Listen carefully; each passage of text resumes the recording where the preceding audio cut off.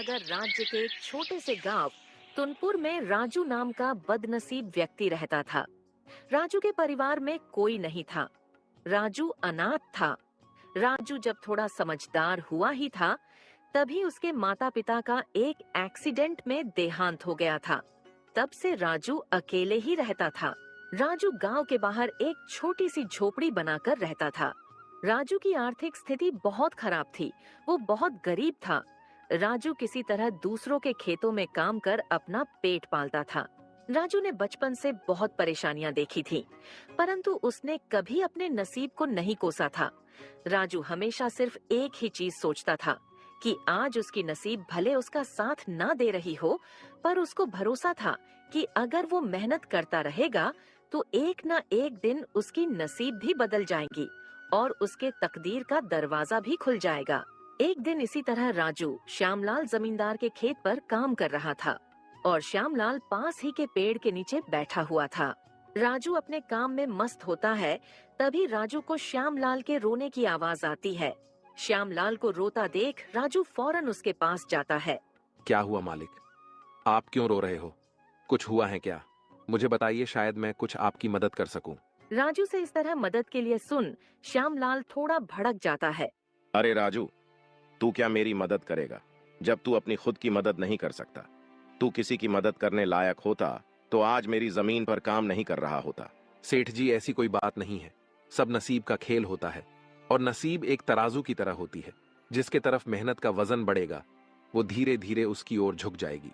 मेरा क्या है, मैं बस अपनी मेहनत पर विश्वास करता हूँ।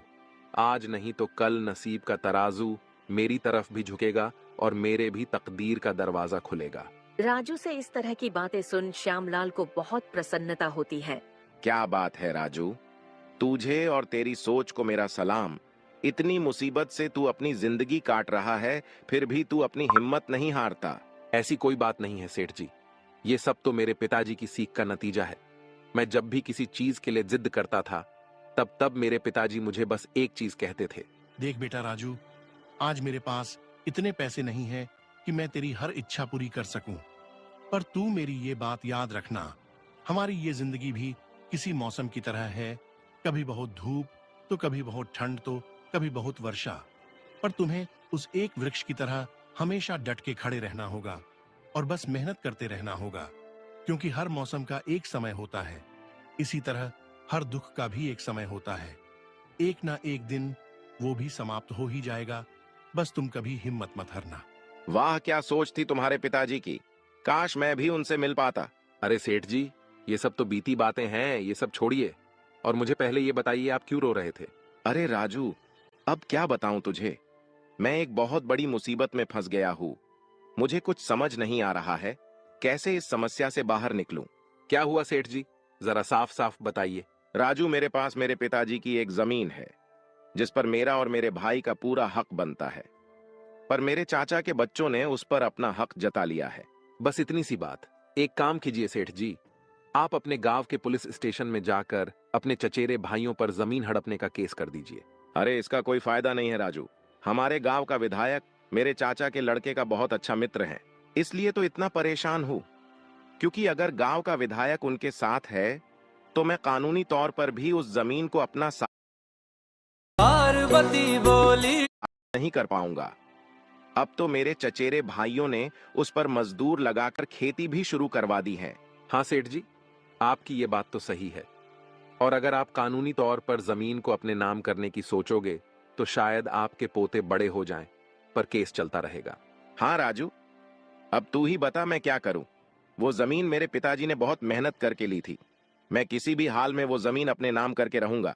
अगर ऐसी बात है तो मेरे पास एक तरकीब है सेठ जी, जिससे आपके चचेरे भाई खुद ये जमीन आपके नाम करवा देंगे। क्या बोल रहा है राजू? जल्दी बता मुझे भी वो तरकीब। राजू ने अपनी पूरी तरकीब श्यामलाल को समझा दी। तरकीब सुनते ही श्यामलाल राजू से कहता है। क्या बात है राजू, क्या तरकीब निकाली है? तू तो बहुत समझदार है। धन्यवाद सेठ जी। राजू, अगर तेरी ये तरकीब काम आई और मुझे मेरी जमीन वापस मिल गई तो मैं ये वादा करता हूँ, अभी जिस जमीन पर तू काम कर रहा है मैं ये तेरे नाम कर दूंगा। अरे इसकी कोई जरूरत नहीं है सेठ जी, आप तो मेरे अन्नदाता हो, आपके लिए इतना करना तो मेरा फर्ज है। ठीक है राजू, कल से ही अपने इस तरकीब पर काम करना शुरू कर देना। जी सेठ जी, कल से ही मैं अपने काम पर लग जाऊंगा। राजू फिर से अपने काम पर लग जाता है।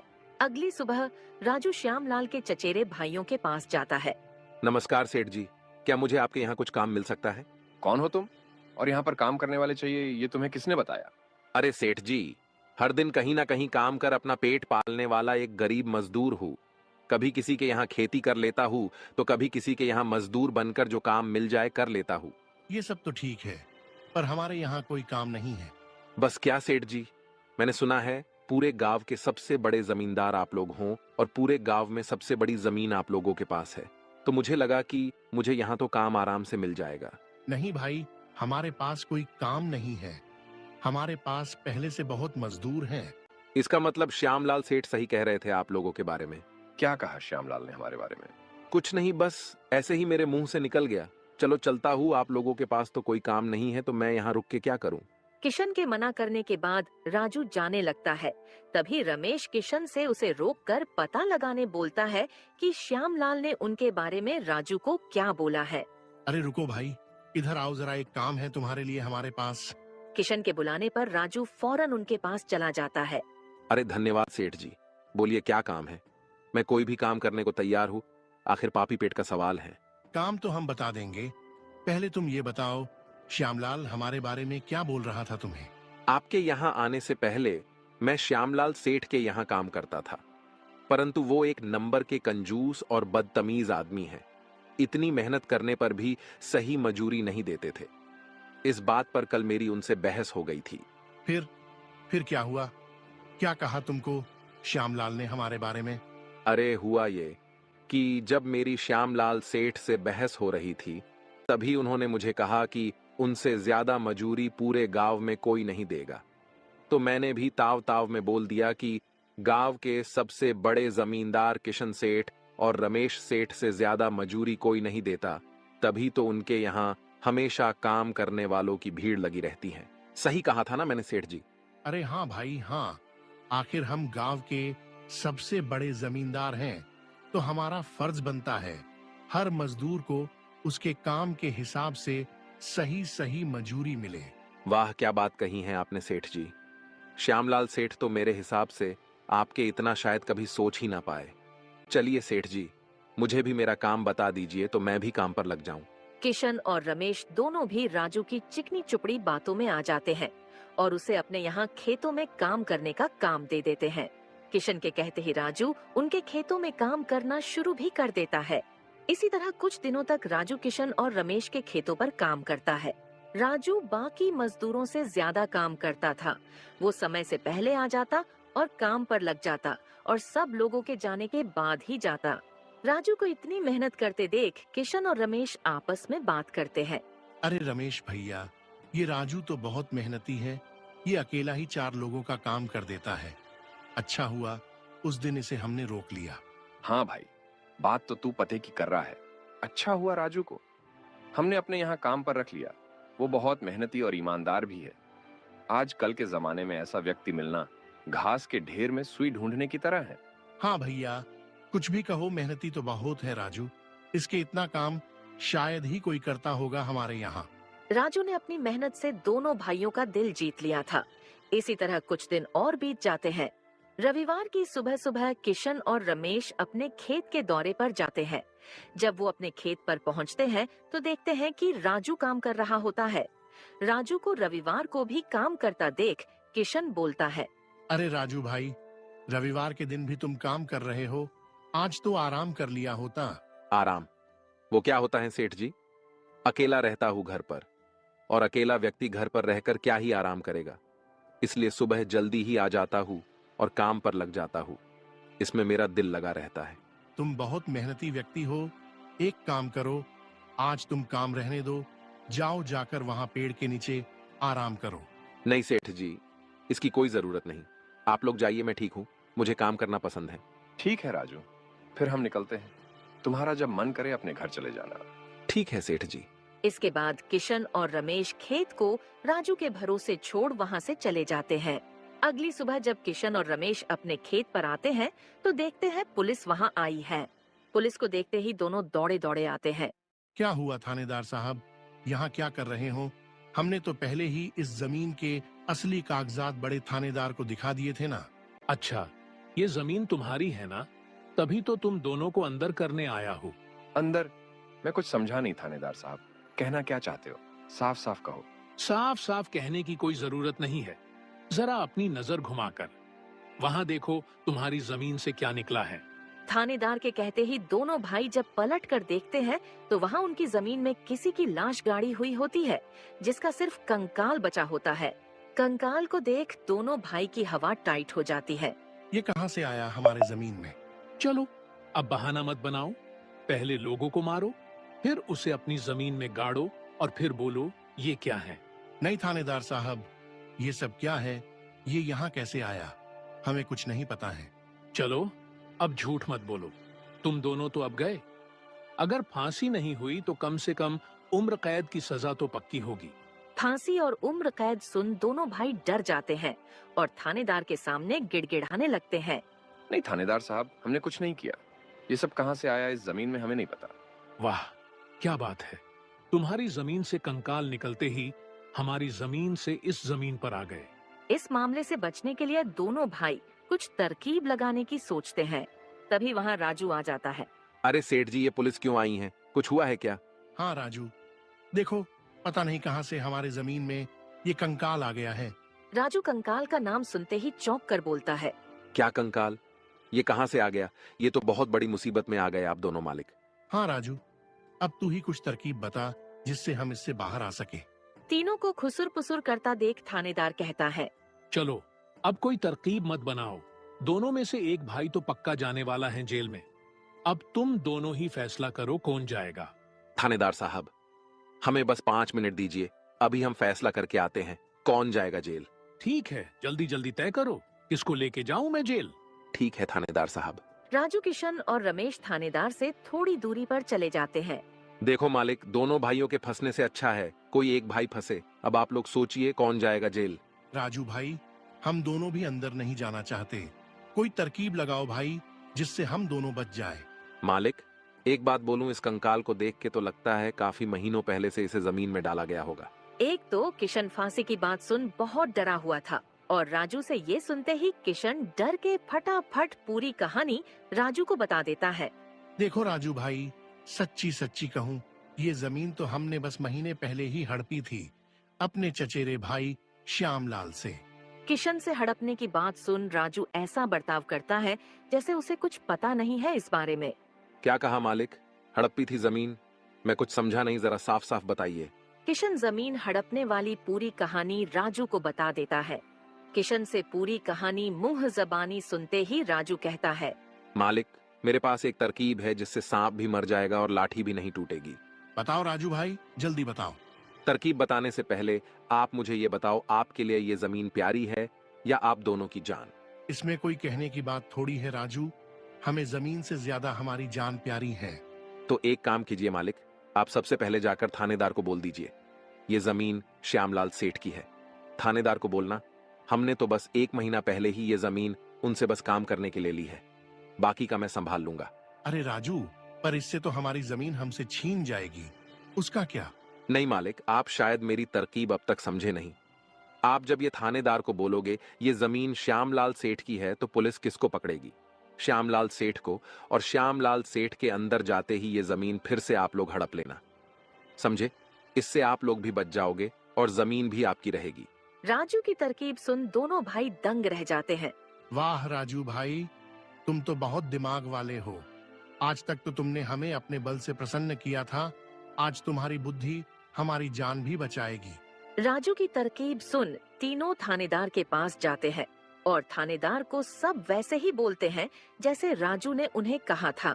थानेदार साहब, ये जमीन हमारी नहीं है, हमने तो बस काम करने के लिए ये जमीन हमारे चचेरे भाई श्यामलाल से ली थी। वाह, जब तुम खुद फंस गए हो तो अब किसी और को फंसाकर अपने आप को बचाना चाहते हो। नहीं साहब, आपको विश्वास नहीं हो रहा तो राजू से पूछ लीजिए। ये हमारे पास बस अभी काम कर रहा है, इसके पहले ये श्यामलाल के पास काम करता था।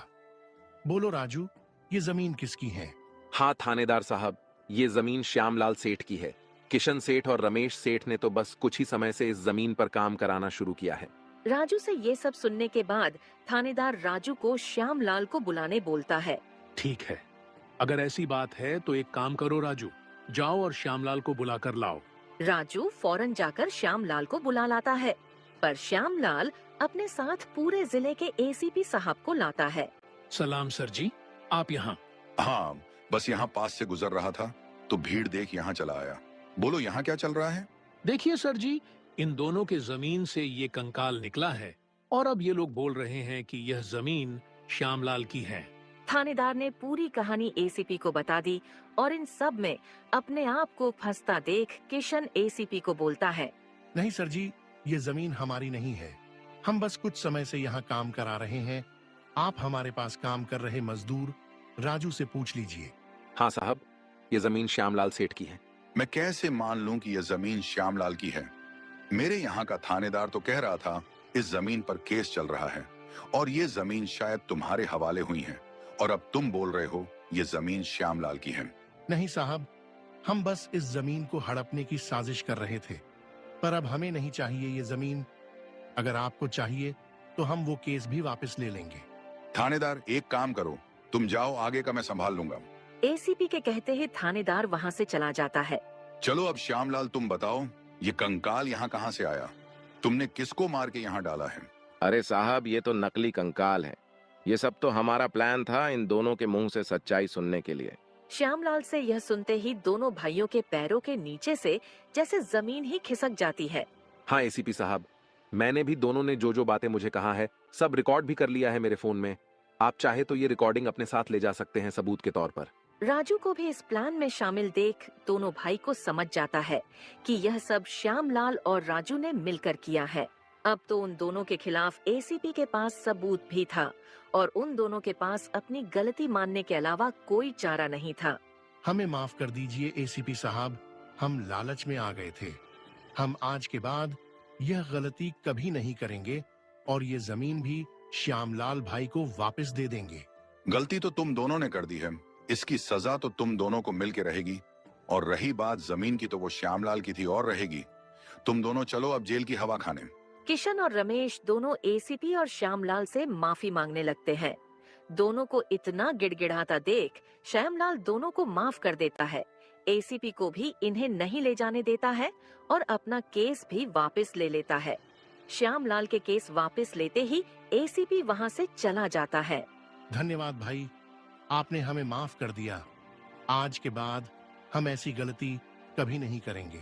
ठीक है किशन, कोई बात नहीं। बस ये याद रखना कि एक जमीन के टुकड़े के लिए तुम्हें अपनों के साथ कभी छल नहीं करना चाहिए। तुम्हारे बुरे समय में तुम्हारे अपने तुम्हारा साथ देने आएंगे। जमीन का क्या है, कभी मेरी तो कभी तुम्हारी। आखिर में श्यामलाल राजू को जमीन भेंट कर देता है और उसकी एक जमीन का मालिक राजू को बना देता है। राजू, जैसे कि मैंने वादा किया था, उस दिन जिस जमीन पर तुम काम कर रहे थे, आज से वह जमीन तुम्हारी है और तुम उसके मालिक। नहीं मालिक, इसकी कोई जरूरत नहीं है। याद करो तुमने क्या कहा था मुझे। बस मेहनत करते रहो, एक ना एक दिन तकदीर का दरवाजा जरूर खुलेगा। तो समझो, तुम्हारे तकदीर का दरवाजा खुल गया और अब तुम भी एक जमीन के मालिक हो। अब से तुम्हें किसी और के यहाँ काम नहीं करना होगा।